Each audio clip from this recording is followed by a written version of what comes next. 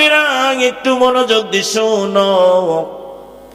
আল্লাহর নবীজির কলিজার টুকরা ফাতেমাতুজ জোহরা রাদিয়াল্লাহু তাআলা আনহা, ফাতেমা এমন একদিন হযরতে আলী 40 দিন পরে বাড়িতে যখন ফিরে আসে, হযরতে আলী দেখতে পেলেন ফাতেমা এত সুন্দর করে সাজগোজ করেছে।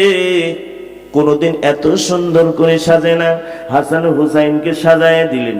এটা সাহাবীদের ঘটনার ভিতরে এসেছে। হযরতে আলী চিন্তা করলেন নিশ্চয় আজকে আমার বিবি কত ভালোবাসা দিবে। এমন সময় ফাতেমা ডেকে হাসান হুসাইনকে পাশে রেখে এসো, তোমার সঙ্গে আজকে নতুন কথা বলবো। হযরতে আলী হাসান হুসাইনকে পাশের ঘরে রেখে আসলো। ফাতেমাতুজ জোহরা ঘরের দরজাটা লাগালেন। লাগানোর পরে হযরতে আলী সামনে বসে কান্দে আর ডেকে ডেকে বলে, প্রাণের স্বামী গো, আমি ফাতেমা যদি অন্যায় করে থাকি তুমি আমারে মাফ করে দাও। তোমার বুঝি ভালো মন্দ দেখতে পারিনি, তুমি আমারে ভালো পোশাক দেও না, 3 দিন 4 দিন আমার বাড়িতে খানা নাই, আমি রাগ করি নাই, মাফ করে দাও। বলে এমন কথা কেন বললে? বলে প্রাণের স্বামী গো, আমি ফাতেমা আজকে রাতে ইন্তেকাল করব। হযরতে আলী একটা গাছ কেটে দিলেন, খাস করে যেমন জমিনের মধ্যে পড়ে যায় রে যাওয়া, তেমনি হযরতে আলী বেহুশ হবার মতো হয়ে গেলেন। বলে এমন কথা কেন বললে? ফাতেমা ডেকে কয়, আমি যদি মরে যাই রাতের বেলা আমাকে দাফন করবে, কোনো মানুষকে তুমি খবর দিবে না। হযরতে ফাতেমা ইন্তেকাল করে চলে গেলেন। ইন্তেকাল করার পরে এমন সময় হযরতে আলী কাঁদতে কাঁদতে তার নিকটস্থ বন্ধু ছিল আবু জার গিফারির ঘরের দরজায় কান্দে। এই জায়গায় যাওয়ার পরে বলে, কে রে আমার ঘরের দরজায় কান্দে? দেখতে পায় কেউ নয়, আমার ঘনিষ্ঠ বন্ধু আলী কাঁদতেছি। ডেকে বলে, আলী তুমি কেন কান্দো? বলে, বন্ধু রে, আমার বিবি ফাতেমা ইন্তেকাল করেছে, জলদি করে চলো, রাতের বেলা দাফন করব কবর খনন করার জন্য। জান্নাতুল বাকিতে চলে গেলেন। আবু জার গিফারি যখন কবর খনন হয়ে যায়, এমন সময় আবু জার গিফারি কবরের মধ্যে শুয়ে পড়লেন। কবরকে ডেকে বলে, কবর তুমি কি জানো রে কবর, আজকে কাকে তোমার ভিতরে রাখা হবে তুমি জানো না? এমন একজন মানুষকে রাখা হবে, হাসান হুসাইন, যিনি জান্নাতি পুরুষের সর্দার, তার কলিজার টুকরা মা ফাতেমারে তোমার ভিতরে রাখা হবে। বেয়াদবি করো না, কোনো কথা বলে না। আবার ঠিকই বলি, কবর রে তুমি কি জানো রে কবর, এমন একজন মানুষ। আশারে মুফাসসারা 10 জন সাহাবীর মধ্যে চতুর্থ সাহাবী হযরতে আলী, তার বিবিকে রাখা হবে। বেয়াদবি করো না, কবর তুমি বেয়াদবি করো না। আবার আবু জার গিফারি ডেকে বলে, কবর তুমি কি জানো রে কবর, কাকে তোমার ভিতরে রাখা হবে রে কবর, এমন একজন মানুষ যিনি বিশ্ব নবীজি ওয়ালাল আখিরাতু খায়রুল লাকা মিনাল উলা, আসমান জমিনের নেতা সেই নবীজির কন্যা ফাতেমারে রাখা হবে। খবরদার বেয়াদবি করো না।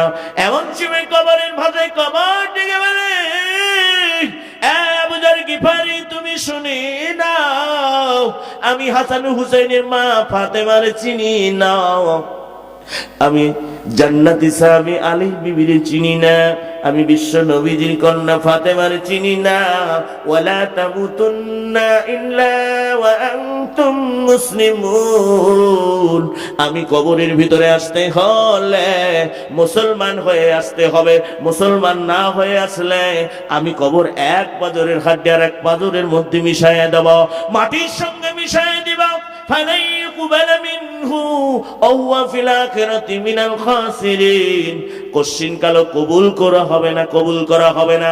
কবরের প্রথম ধাপ, আখিরাতের প্রথম ধাপ হলো আযাবুল কবর। এই কবরের ভিতরে তুমি শান্তি পাবা না। সম্ভব না।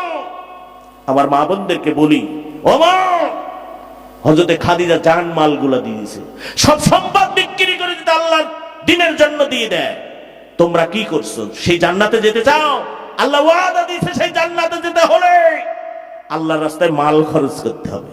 আমার মা বোনদেরকে আমি বলবো, মা গো, আমি বলবো কোন দুইজন নারী জান্নাত দেখেছে, আমি বলবো নারীদের এমন একটা আমল আছে না, স্বামী বৎকার, ওই স্বামীকে একটা দোয়া করে ফু দিন, স্বামী বৎকার ভালো হয়ে যাবে। আমার মা বোন যারা আছেন আপনারা একটু কালেকশন করে আমার মঞ্চে পাঠাবেন, এরপরে আমি ওয়াজ করব, পাঠাবেন, আমি খুশি হব, আপনাদের জন্য আমি নেক দোয়া করে যাব। এই আপনারা উঠছেন কারণ কি? সমস্যা? সিলেটে গেছিলাম, একজন এরকম উঠতেছে, আমি বলি কিরে কয় নাম্বার? হুজুর 1 নম্বর। যা, কিছুক্ষণ পরে 10 মিনিট পর একজন উঠলো শেষ মাথায়, বলে উঠেন কে, খিতা হয়েছে? 2। যা, আর একজন উঠতেছে, ব্যাপার কি? 1 2। তুমি আবার উঠছো কেন? 3 নাম্বার। সে আবার যুবক মানুষ। 3 নাম্বার কি? বলছে হুজুর বোঝেন না, বিড়ি বিড়ি বিড়ি খাবো। হ্যাঁ, বিড়ি খাবে, বিড়ি বিড়ি খাবে। তো এরকম বিড়ি নেশা টেশা লাগছেনি, একটা লোক করতে পারবেন না। ওয়াজ আছে এখনো। এমন এক ঘটনা আপনি শোনেনি কোনোদিন, কোন ওয়াজও শোনেন নেই, আজকে শোনাবো। 10টা মিনিট শুনে যাবেন, খালি ওয়াজ শোনেন। গত বছর এই যে এখানে করছিলাম এক ওয়াজ, আজকে শোনেন একটা ওয়াজ। এই যে মসজিদ পাশে, এটা মসজিদ না? হ্যাঁ, ইন্নামা ইয়ামুরু মাসাজিদাল্লাহ মান আমানা বিল্লাহ ওয়াল ইয়াউমিল আখির ওয়া আকামুস সালাত আতাউজ যাকাত। মসজিদের দায়িত্ব কারা পাবে? সুদখোর, ঘুষখোর, আওয়ামী লীগের নেতা, বিএনপির নেতা, জামাতের নেতা, চরমোনার নেতা না। মসজিদের দায়িত্ব ওরাই পাবে যাদের 4টা 5টা গুণ থাকবে, ঠিক কিনা? নামাজ পড়ে না 1 ওয়াক্ত, গাঁজা খায় 3 ওয়াক্ত, সে যদি মসজিদের সভাপতি হয় তাহলে মসজিদে থাকে, ইমামই ঠেকে না। ইমামে দাঁড়ায় হুজুর কি রাত এত বড় কে? আজকে আপনি ঈশান নামাজে আপনি এমন একটা তেলাওয়াত করেছেন, আমাদের সেক্রেটারির নাম লিখেন, আমি সভাপতি মসজিদের, আমার নামটা নিলেন না। আমার সেক্রেটারির নাম হইল ইব্রাহিম, আপনার নাম নিলেন, হ্যাঁ? আর আমি সভাপতি আব্দুল্লাহ, আর আপনি আমার নাম নিলেন না, আপনার চাকরি নাই। ইমাম বলছে রে আল্লাহ, 5000 বেতন পাই তো 6 মাসই বাকি, আবার চাকরি খেলে বউ বাচ্চা নিয়ে চলবো কি করে? তো বিপদ। ইমাম রাতের বেলা আর ঘুমায় না, কয় একটা নামই তো, একটা নামই তো, একটা নামই তো। হুজুর তেলাওয়াত করছে, কুল আমান্না বিল্লাহি ওয়া মা উনজিলা আলাইনা ওয়া মা উনজিলা আলা ইব্রাহিম ওয়া ইসমাঈল وإسحاق ويعقوب والأسباط وما أوتي موسى وعيسى।